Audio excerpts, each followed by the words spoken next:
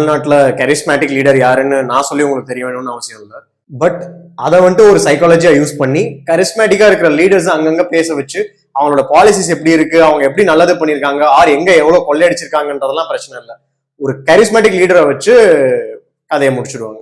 ஏன்னா நம்ம மக்களுக்கும் அவங்க என்ன பண்றாங்க, எவ்வளவு பண்றாங்க, இதுக்கு முன்னாடி என்ன பண்ணிருக்காங்க, இதுக்கப்புறம் என்ன பண்ண போறாங்கன்றதெல்லாம் விட ஒரு மேடையில அவன் எப்படி பேசுறான் அதை மட்டும் வச்சே பயங்கரமா இம்ப்ரெஸ் ஆகி பர்சனலா ரொம்ப அட்டாச் ஆயிடுவோம். அதுக்கப்புறம் அவன் தான் நமக்கு லீடர்.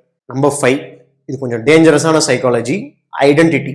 சம்பந்தமே இல்லாம ஒரு ஐடென்டிட்டியை வச்சு இனம், மொழி, மதம்னு எந்த மாதிரியான ஐடென்டிட்டியாவும் இருக்கட்டும், திடீர்னு அந்த மொழியவே, அந்த இனத்தையே, அந்த ஜாதியவே, அந்த மதத்தையே நான் தான் காப்பாற்ற போறேன்ற மாதிரியான ஒரு ஐடென்டிட்டியை தூக்கிட்டு வருவாங்க. இது என்னன்னா ஒண்ணுமே தெரியாதவங்க ஈஸியா எமோஷனலா அட்டாச் ஆயிடுவாங்க. அதுக்கப்புறம் என்ன ஆகும்னா அவன் என்ன பண்றான், என்ன பண்ண போறான், என்ன நல்லது பண்ணுவானா இல்லையா, இவன் நிஜமாலுமே அந்த ஐடென்டிட்டிக்காக தான் போராடுறானா, இவன் மொதல் அந்த ஐடென்டிட்டியில தான் இருக்கானான்றது தெரியும்.